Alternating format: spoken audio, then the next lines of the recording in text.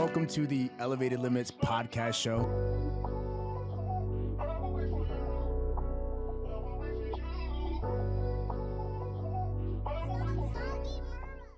What's up, guys? Welcome to another episode. Today we have a special guest in the building. He played defensive back at Westchester University.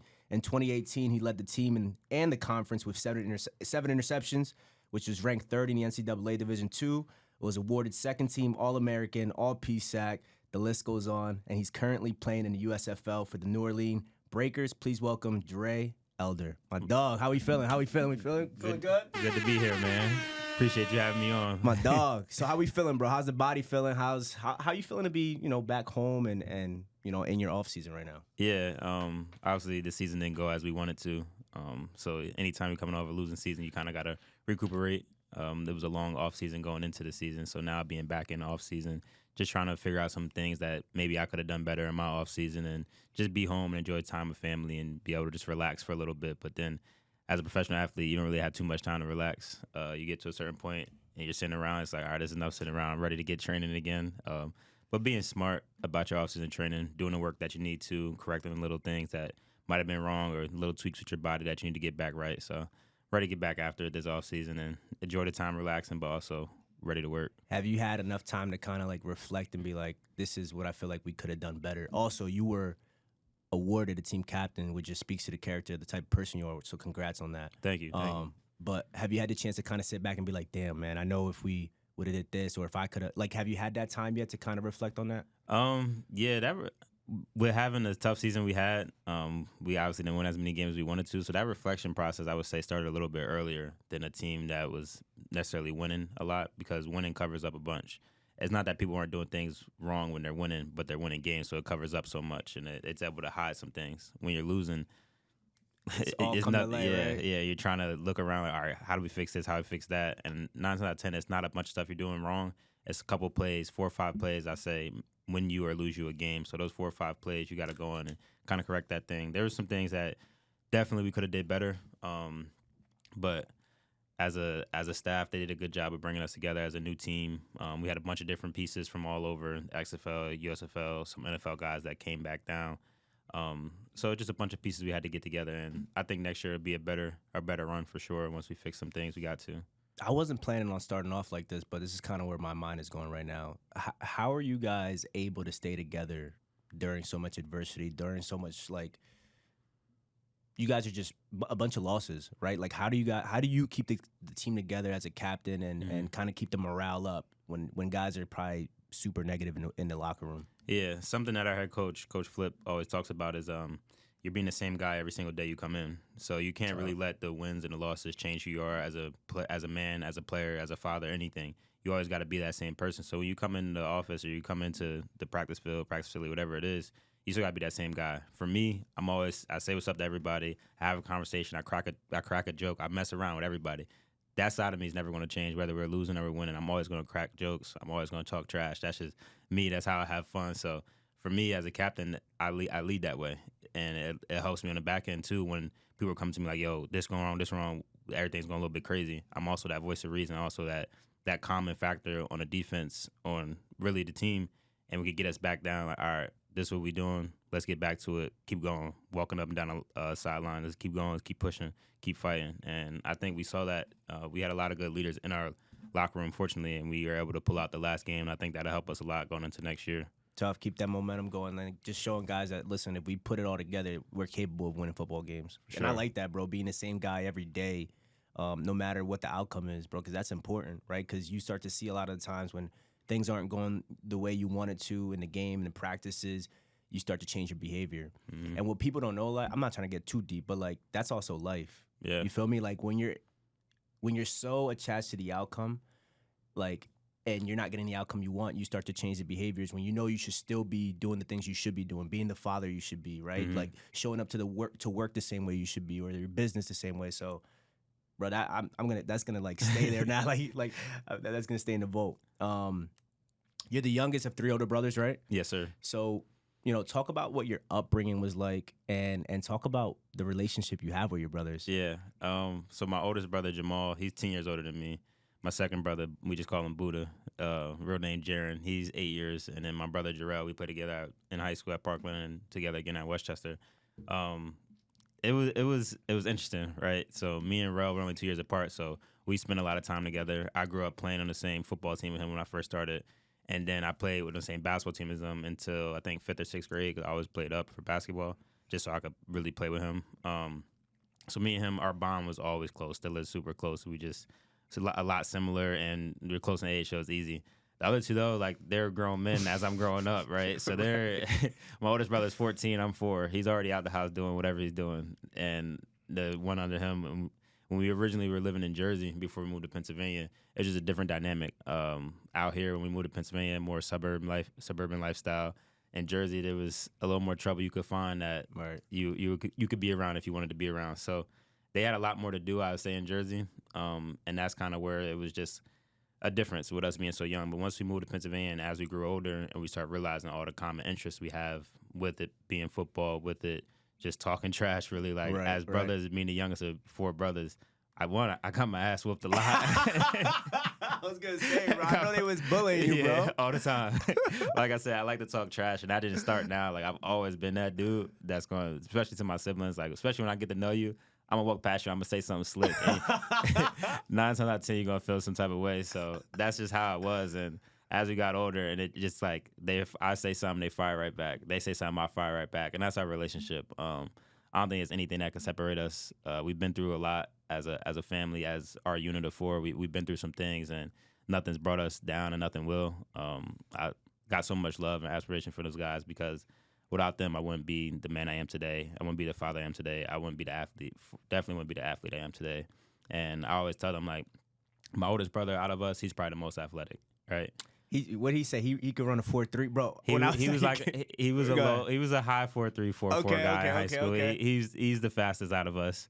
Yeah, so he's only like 5'7", 5'8", but he could windmill, 360, all that. Oh, now that's OD. Yeah. So he's probably the best athlete out of us. And then the second one, I would say he's the most physically gifted. Buddha's the most physically gifted. So Jamal's the most athletic. Buddha's the most physically gifted. And then Rel, the smallest one, is I would say he might be the best football player out of all of us. Wow. Like he's a positionless kind of dude. Like, and he's also the smartest out of all of us. But he's a positionless dude. In high school, he could play corner. He could play safety. His small ass could play probably outside linebacker too. And everybody know what he did at running back and slot receiver. Right. He's a problem. Yeah, and I'm just a product of all those dudes, right? Like, I'm not as fast as the oldest one or Rel. Probably faster than Buddha, though. Definitely quicker than him. But then his physicalness, me and him are about the same size. I'm a little bit smaller than he was when we were coming out of high school. We compare our numbers and stuff. But our physical side and how we played the game, my game mimics his a lot. When I play receiver and I focus more on receiver, my game mimic my oldest brother's a lot. When I was playing running back and stuff, my game was a lot similar to Rel's, just as far as breaking out and going. I didn't do it as much as he did. So I would say I'm just a makeup of all of my brothers. And it's a cool thing to see and look at, especially with all of our nephews that are playing now and being able to see them. It's like, all right, they have a piece of all of our game in them, and they're going to be way better than us. And it's amazing to see. That's fire, bro. Like when you and Rel were playing on the same team, bro, people used to be scared, bro. Like, those elder brothers are no joke. Like this, and when you was coming up too, like I graduated 16, you were 15, right? And I remember just like, damn, there's another elder brother. Like, bro, get out of here. Like, y'all used to go crazy though. And so talk about like your relationship with Rel a little bit. Yeah. Recently, I just saw you kind of post something like, I've been trying to chase your greatness or something along those lines. Yeah. Ever since, you know what I mean, you've been playing. Kind of talk about, the closest of that and just how that relationship alone has led you to like want to be better. Mm-hmm. So I'll talk about it like this. So a lot of people, when they have big shoes to fill, right, you can either step up to the challenge or you can fall by the wayside, right? So you sit there, it's like, oh, everybody's comparing me to my brother. Everybody's comparing me to my brother. I don't want to be compared to my brother, so I'll change and I'll do something completely different, right? Or I'll just purposely kind of sabotage myself so I'm not even compared in the same light. Like, oh, yeah, that's such and such little brother, but he's not the same, right? Or I'll just move away from him and distance myself. So you can choose that path, and there's nothing wrong with that path because you got to choose your own path. Or you can step into it, right? I'm going to step into his shoes. I'm going to lace them up no matter how big they are, and I'm going to try to make it work, right? So I'm going to try to tie him as tight as I get him to tie, even though his feet are not as big as mine now. But I'm going to tie him up as tight as I can, and I'm going to try to make it work. And we're super close, and he never put any pressure on me, right? He always said, like, he just want me to be me. And he always tell me he proud of me and stuff like that. And the things he see me do, he's just always someone that was super proud of everything I did. So I was just always trying to, I'm going to say I was trying to one-up him, but it was like, you did this, I could do this too. And everywhere we ever went, I always heard I was Rel's little brother. And like that, to this day, that's something that sticks with me. Because it's like, and it's nothing against him, but it's just something that motivated me. Like I wouldn't necessarily say to myself, but I would always think about it like, one day they're going to realize him as, oh, that's Ray's little brother, that's Ray's little brother, that's Seven's little brother. Or bigger brother, I'm sorry. Big older brother. I know right? what you're saying. Yeah. They're going to realize that some people are going to say that's Jarey's older brother instead of that's Rel's little brother. So that was, for me, it was like, I want to change the narrative. My brother did so many great things, but let me walk out from his shadow. Let me be my own man. Part of that, me playing defense, that helped that, right? My brother goes crazy, does something on offense. I come out, I go crazy, do something on defense. All right, those are the brothers right there, right? Somebody's going to say that's Rel's little brother. Somebody going to say that's Ray's older brother. Right. But let me change the narrative, and I'm going to change it in a way that they're going to talk about me first. And it sounds selfish, but as an athlete, especially at the level I play at now, you're going to be selfish. You have to be selfish. There's certain things you do. It's a tough thing about it, but that's what it calls for. So that's something I always strive to be and be like him and emulate him. Like I talked about my game, and even now when I'm doing punt return and stuff, there's moves that I do when I have the ball in my hand is I know it and I learned it because I've seen him do it. Tough, yeah. There was one time my sophomore year in high school, and it was my first game starting varsity, starting slot receiver. I'm supposed to block the outside linebacker. My brother catches the bubble. I get tossed out the way. I didn't block anybody. Happened like 2 or 3 times same game too. It was I don't know if I was trying to get him killed because I was mad at him or I just wasn't good at my job, but either way, it was tough. So I missed that block, and I did a spin move this season where I sized the dude up, and it was 2 guys in closing doing like a vice tackle on me, and I sized the first guy up, and I jabbed at the first one, jabbed at the second, put my outside foot in the ground, and spun and got around both of them. My brother did that same exact move my sophomore year, my first game of varsity, starting with him. I missed my block. He was about to get tackled on a vice tackle. He set it up differently though. He attacked with his left, attacked with his right. Oh no, he did the same way. Attacked with his right, attacked with his left, threw his foot in the ground, planted it, got out, and spun around the exact same move is what I seen him do. So it just goes back to that. Like wow, bro. When you have a great role model like that, and this is only talking about sports because obviously he's a great role model outside the field, but when you have great role models like that, it helps you so much in life and definitely on the field, and I'm extremely thankful. Bro, I could tell you're a great football player, bro, because that level of attention to detail, to remember that stuff is next level, bro, and I feel like that's what probably separates you on the field is just those little minor attention to detail stuff, because I would never remember that. Bro, I ain't gonna lie, bro. I wouldn't. We've been talking about your professional career a little bit, but I kind of want to take it back to a little bit when you were at Parkland. Obviously, you had a great career there. Thank you. And Parkland, it's hard for me to say this because I'm a freedom guy, but like I've been nice for a while now. You know what I mean? What do you feel like leads to so much success? And talk about like what the culture is like there. What I would say about Parkland is like winning isn't like winning is everything to us there, right? It's really the only thing to us there. Like everything when you come into Parkland, everything in the culture there, you're preaching winning. Whether it's in the weight room, you're preaching reps. Whether it's in the off season, we're doing sprint stuff. You're preaching like, oh, I'm gonna be the first one winning this. I'm gonna be the first one in line in the drills. I'm gonna be the first one in that drill. That's something that's been put into us since we were young. And then I think another thing that we benefit from a young age, Parkland is split into 2. It's in the South and North Parkland. We're competing with each other within the whole way up, the whole way up through Little League until you get to middle school. You guys first come together.